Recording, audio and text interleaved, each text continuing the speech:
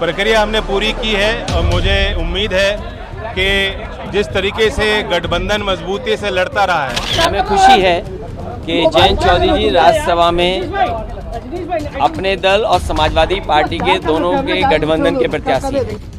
राष्ट्रीय लोकदल के राष्ट्रीय अध्यक्ष चौधरी जयंत सिंह ने आज राज्यसभा के लिए नामांकन किया। इस दौरान उनके साथ अखिलेश यादव भी मौजूद रहे। जयंत के राज्यसभा के लिए नामांकन करने के बाद ही राजनीतिक गलियारे में चर्चाएं तेज हो गई। देखिए, आज दिन इनका है, ये नामांकन करने जा रहे हैं। हमें खुशी है कि जयंत चौधरी जी राज्यसभा में अपने दल और समाजवादी पार्टी के दोनों के गठबंधन के प्रत्याशी। मैं उनको बधाई देता हूँ, शुभकामनाएं देता हूँ। प्रक्रिया हमने पूरी की है और मुझे उम्मीद है कि जिस तरीके से गठबंधन मजबूती से लड़ता रहा है, एकजुटता के साथ हम आगे बढ़ेंगे। मैं अखिलेश जी को धन्यवाद देता हूं और समाजवादी पार्टी को, गठबंधन के सभी कार्यकर्ताओं, क्योंकि समाजवादी पार्टी ने जयंत को राज्यसभा भेजकर 2024 लोकसभा चुनाव के लिए चुनावी बिसात बिछानी शुरू कर दी है, जिसे लेकर सत्तारूढ़ सरकार के लिए भी चुनौती बढ़ गई है। क्योंकि जयंत चौधरी खुद पश्चिम से आते हैं, जो लगातार किसान के लिए आवाज उठाते आए हैं। जो उम्मीदें हैं उत्तर प्रदेश की जनता की, क्योंकि उत्तर प्रदेश के प्रतिनिधि के तौर पे मैं राज्यसभा के सदस्य में अपनी गिनती करना चाहता हूं। जो यहाँ के मुद्दे हैं, जो यहाँ के किसानों के मुद्दे हैं, जो नौजवानों के मुद्दे हैं, जो हमारे साझे मुद्दे हैं, पुरजोर तरीके से उनको उठाने का प्रयास करें।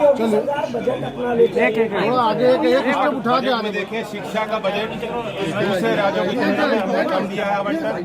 कृषि को सिर्फ 2.8% का हक उत्तर प्रदेश के किसानों का बनता है। तो ये चीजें हैं।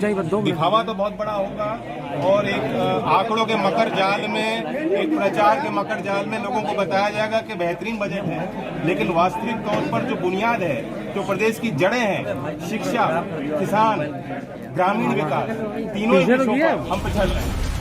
भले ही सत्तारूढ़ बीजेपी सरकार जयंत चौधरी की काट के लिए किसी जाट चेहरे पर दांव लगा रही हो, लेकिन राह इतनी आसान नहीं होगी, क्योंकि जयंत हर तबके को साधने की पुरजोर कोशिश में जुटे हैं।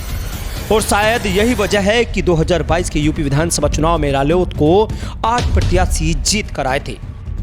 2009 के लोकसभा चुनाव में जयंत ने मथुरा सीट से अपना पहला चुनाव लड़ा, जिसे वो जीतने में भी सफल रहे। उसके बाद 2012 के विधानसभा चुनाव में जयंत चौधरी ने मथुरा सीट से ही चुनाव लड़ा, जिसे जीतकर वो पहली बार यूपी की विधानसभा गए। उसके बाद 2014 के लोकसभा चुनाव में जयंत चौधरी ने एक बार फिर से मथुरा सीट से चुनाव लड़ा, लेकिन मोदी लहर के चलते उन्हें अभिनेत्री हेमा मालिनी ने हरा दिया था। उसके बाद 2019 के लोकसभा चुनाव में जयंत ने बागपत सीट से चुनाव लड़ा और वो हार गए। वहीं मई 2021 में जयंत चौधरी के पिता अजीत सिंह का निधन हो गया, जिसके बाद पार्टी की सारी जिम्मेदारी जयंत चौधरी के कंधों पर आ गई। बता दें कि करीब 8 साल बाद जयंत चौधरी संसद जा रहे हैं, जो पश्चिमी यूपी में चर्चा का विषय बना हुआ है। ऐसा इसलिए भी है क्योंकि जयंत चौधरी यूपी विधानसभा चुनाव में लगातार किसानों की आवाज मुखर करने की बात कहते आए हैं। लेकिन अब ये देखने वाली बात होगी कि आखिर किसानों की आवाज कितनी बुलंद हो पाएगी।